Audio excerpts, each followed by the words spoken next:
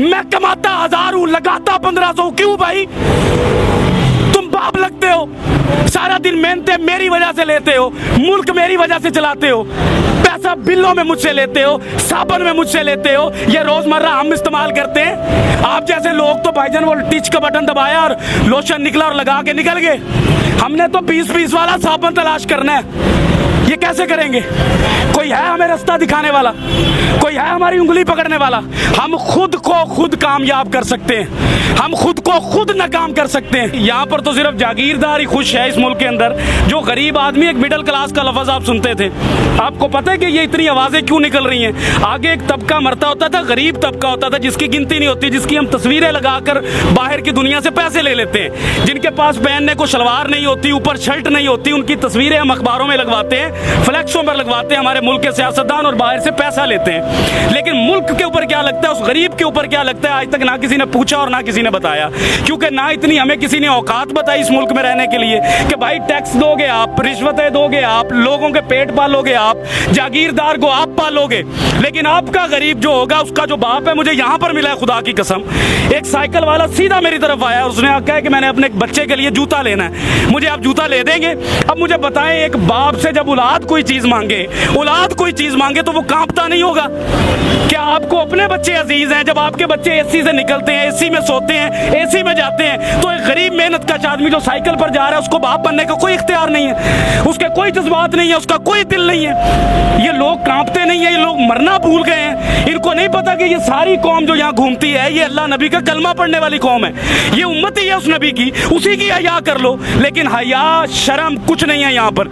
यहाँ पर जानने लेने का मामला शुरू है, और वो शुरू रहेगा। पाकिस्तानी और एक गरीब आदमी कहाँ कहाँ मर रहा है, आपको अंदाजा भी नहीं है। सर, लोगों को अपनी फिक्र नहीं है, लोग राजी हैं। सर, लोग अपनी फिक्र करेंगे कैसे? कैसे करें फिक्र? क्यों ना? अपना बच्चा रात को पाल नहीं सकते? बच्चे को पानी का गर्म करके वो देगची के अंदर माँ कह रही है कि मैं तुम्हें रोटी दे रही हूँ, उससे बच्चा पल नहीं रहा। मुल्क के लिए क्या लड़ेगा वो? मुल्क के इदारों के लिए क्या लड़ेगा? आइन के लिए क्या लड़ेगा? कानून कहाँ से लाएगा? आपके मुल्क के अंदर गरीब के लिए कानून है? अगर एक बंदे के ऊपर गलत किस्म की FIR या दरखास्त चले जाए गरीब आदमी पर, वो 10 साल 15 साल अपनी हलाल रोजी जो है उसी पर लगाता है, लेकिन इंसाफ फिर नहीं मिलता इस मुल्क में। वो यहाँ पर आकर क्या चूड़ियां मांजेगा? क्या करेगा? किससे लड़ेगा? वो अपने हालात से नहीं लड़ सकता जिधर आकर आपने उसको खड़ा कर दिया।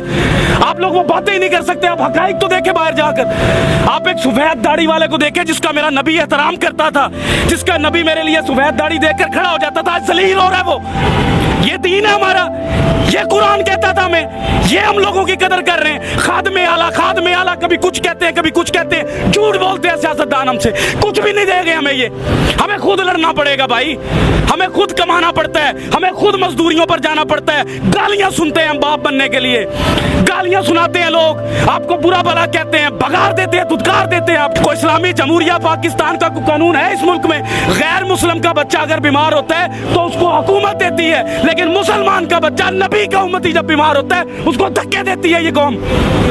हम अपने जैसे से लड़ते हैं, लेकिन अपने से ऊंचे से नहीं लड़ते। डर लगता है, टांगे कांप जाती हैं। पूछो सवाल आज से, किसने लाकर खड़ा किया इन सबको यहाँ पर? क्यों खड़े हैं? ये बात मैं आपको पैसे बांट रहा हूँ, बिरयानी बांट रहा हूँ, इनके दिलों की बात कर रहा हूँ, इनके अंदर की बातें हैं। ये मैं घूमता हूँ, मैं चेक करता हूँ, मैं सुबह से पागल हूँ। मैंने देखी है माए रोते, बाप रोते देखे हैं भाई। मिडिल क्लास कोई नहीं रह गया इस मुल्क में, हर चीज मर रही है। सफेद पोश आदमी, मैं आपसे अगर 1000 रुपया जिंदगी में नहीं मांगा, इन हालात में मांगूंगा मैं आपसे 1000 रुपया, मैं मर जाऊंगा, लेकिन सफेद पोशी बचाऊंगा अपनी। कॉटन का सूट पहनूंगा, जूती पॉलिश करवाऊंगा, जेब में टका ना हो, फिरूंगा मैं चौधरियों की तरह कि मेरे बच्चे को लगे कि मेरा बाप चौधरी है। लेकिन इस मुल्क में सिर्फ वो चौधरी है जो निजाम के अंदर बैठा है, जो निजाम से बाहर है वो चौधरी नहीं है इस मुल्क के अंदर। वो क्या है? वो तो एक हकारत की नजर से उसको देखा जाता है, वो बोझ समझा जाता है इस मुल्क के अंदर। जब कोई सैलाब आना है तो उस गरीब को मारने के लिए ज़कात देते हैं ये लोग हमारी। कभी सैलाब गया जागीरदार के घर, कभी गया किसी सियासतदान के घर, कभी बच्चा मरा इनका कहीं पर, कभी भूख से ये रात को सोए हैं, फिर ये कहते हैं मुल्क के हालात नहीं ठीक, तो लाओ पैसा अपने मुल्क में लगाओ हमारे ऊपर। हमसे लिया हुआ पैसा मुल्क से बाहर ले जाओगे तो हालात ठीक होंगे। मुझे एक बात बताएं बिलाल भाई, एक बाप मैं कहता हूं अल्लाह ताला की जात के बाद मेरे पास बाप है। मैं समझता हूं कि बाप क्या होता है। जिसका बाप नहीं है ना, खुदा की कसम वो खुदकुशी कर ले इस मुल्क में ना रहे। मैं आपको कसम उठा कर कह रहा हूं, जिसका बाप नहीं है, अल्लाह ताला के पास दूसरी बड़ी ताकत जो है ना वो बाप है। और जिसके पास इस दौर में बाप नहीं है वो कैसे जी रहा है? मैं अपने बाप के सहारे जी रहा हूं, मैं भी अपने बाप के सारे जी, सारा कुछ है मेरे पास, सही बात। लेकिन बाप के सहारे के बगैर मैं फारिग हूं। मैं भी।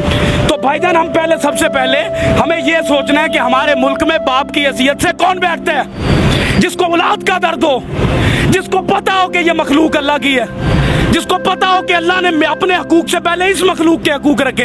अंदर से उम्र फारूक बनना पड़ता है, अंदर से, बाहर से बातें करके उम्र फारूक नहीं बना जाता। मदीना की रियासत लाने के लिए एक बंदा नहीं ला सकता, इसको भी लानी है, उसको भी लानी है, मुझे भी लानी है। कोई नेक काम होता है तो हम दूसरों को बातें करते हैं, अगर कोई गरीब की बात होती है तो उसको हम धक्के मार के भगा देते हैं कि तुम्हारा इस मुल्क में एक गुब्बारे वाला, बताएं उस गुब्बारे वाले के पास अगर 2000 का सामान है उसके डंडे पर लटका हुआ, इस मुल्क के पाकिस्तान में जगह है उस मुसलमान के लिए कहीं एक जगह पर खड़ा होकर वो बेच सके? भगा देते हैं उसको। रेडी वाला 25-25, 30-30 हजार का सिक्योरिटी गार्ड रख के उस डंडे वाले को भगा दिया जाता।